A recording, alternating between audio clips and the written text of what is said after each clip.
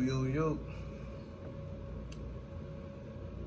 Today I will be talking to y'all about that new DMX album that dropped Friday.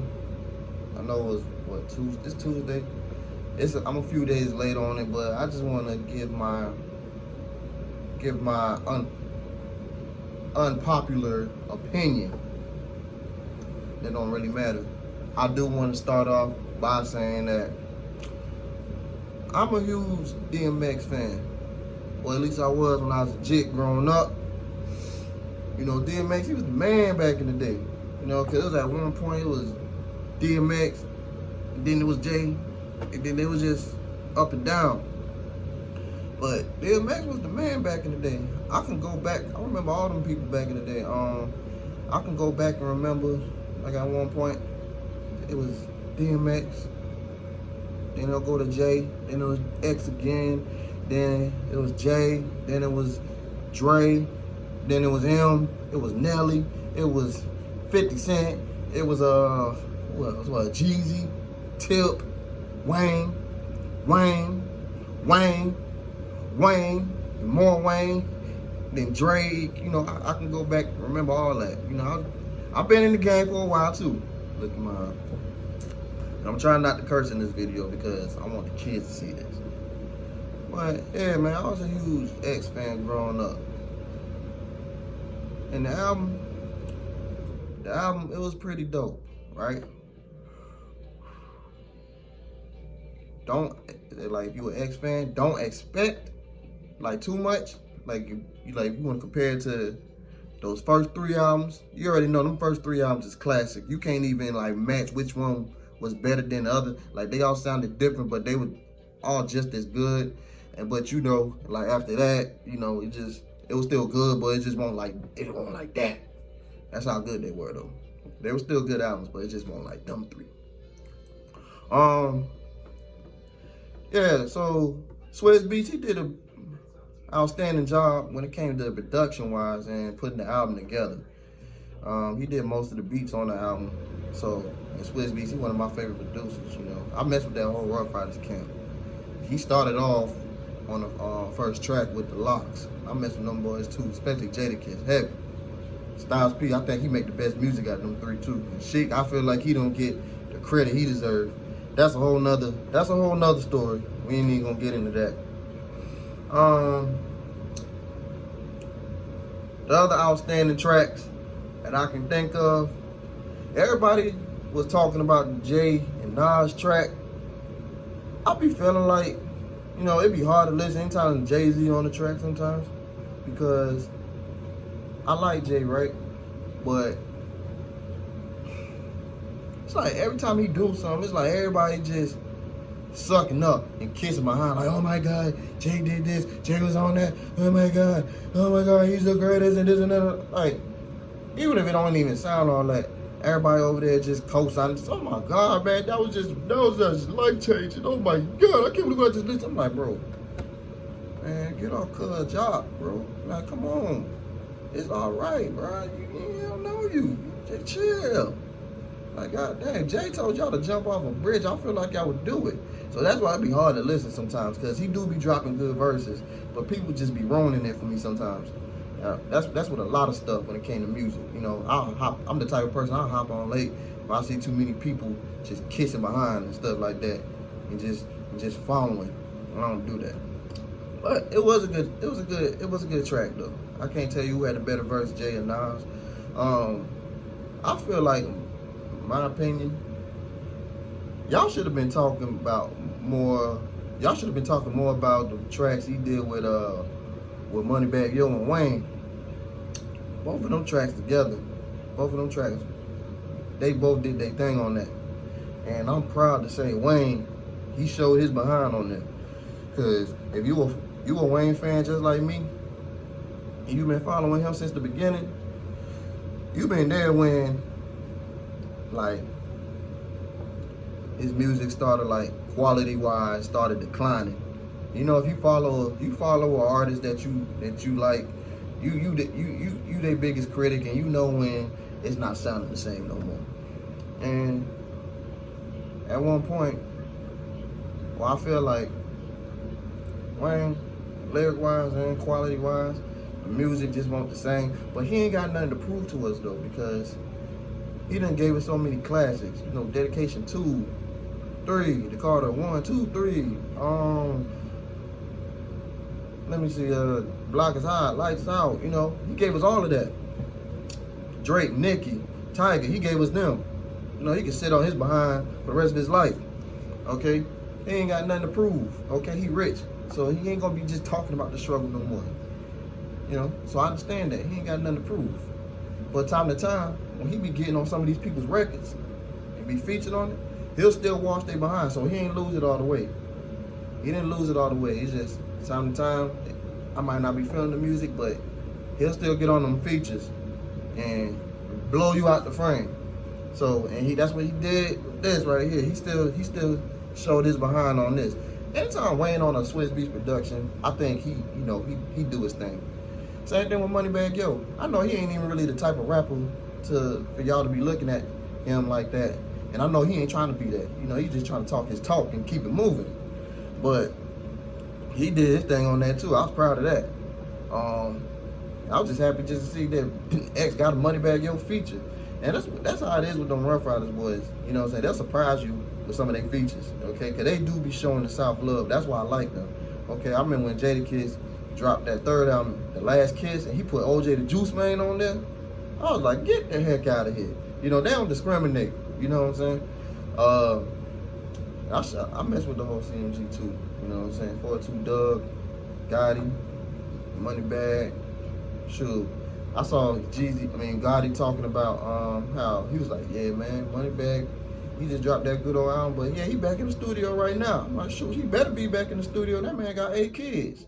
Shoot, if he don't go to the studio, I'm gonna take him over there for him. But other than that, the other track that I can remember, these are tracks that stuck out to me. He had another track with Griselda. That was a good track too. I'm a big Griselda fan. I've been following them since 2018.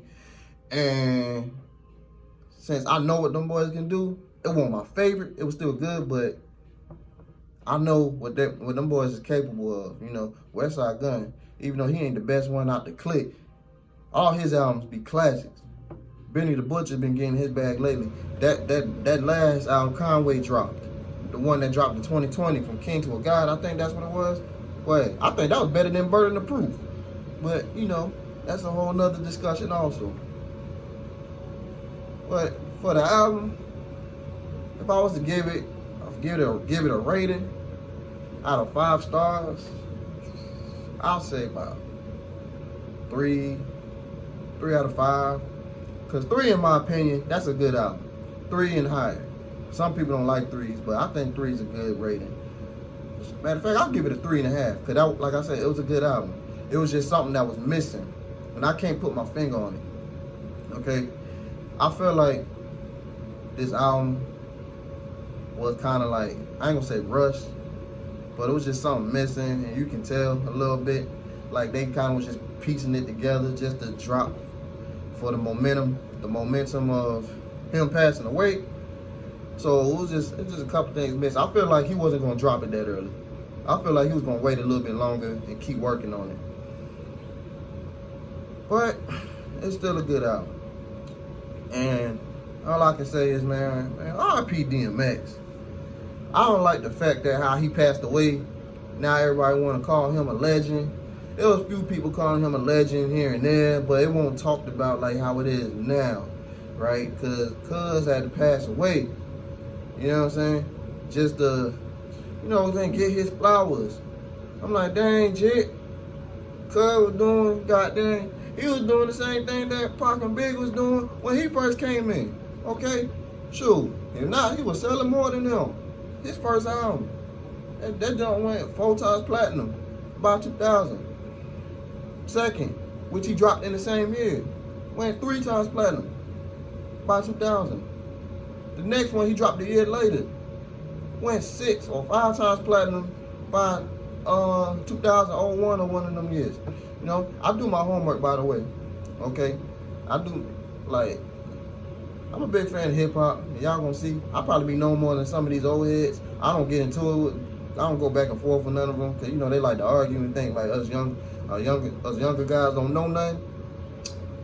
You know, but I'll be knowing more than some of these old heads. I'll be doing my homework. I listen to old music, watch old movies. I'll be researching stuff. You know, like this past weekend, I don't even listen to nothing current. The whole weekend, I was listening to Scarface, Bone Thugs and Harmony. I listen to a little bit of Jim Jones. You know, that's how I'm all over. I don't discriminate. That's how much I love music.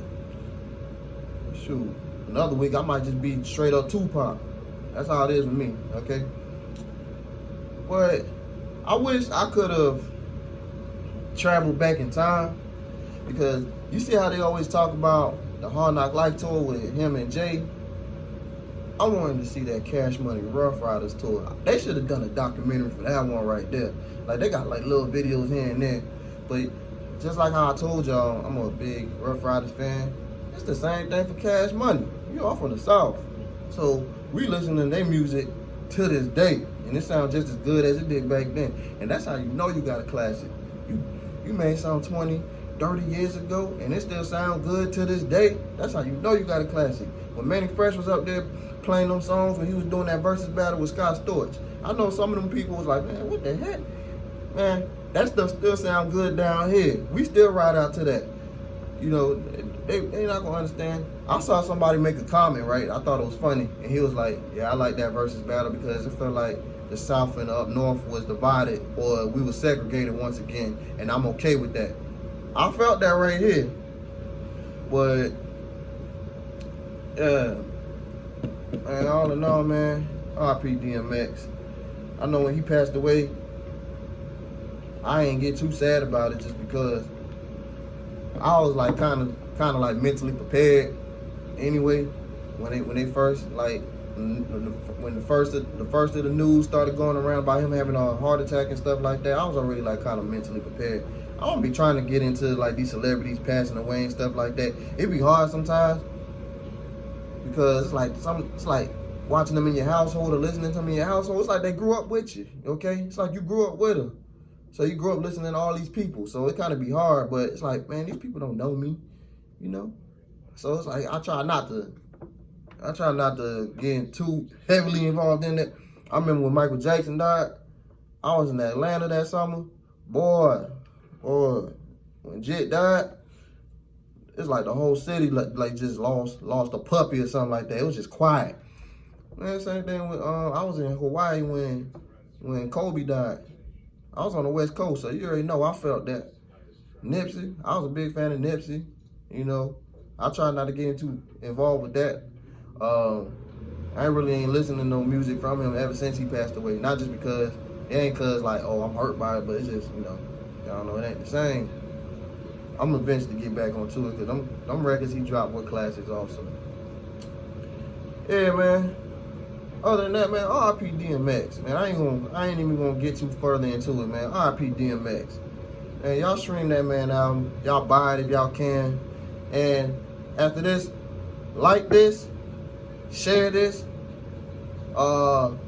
subscribe, do everything you can with this. I'm trying to get this out the mud, okay?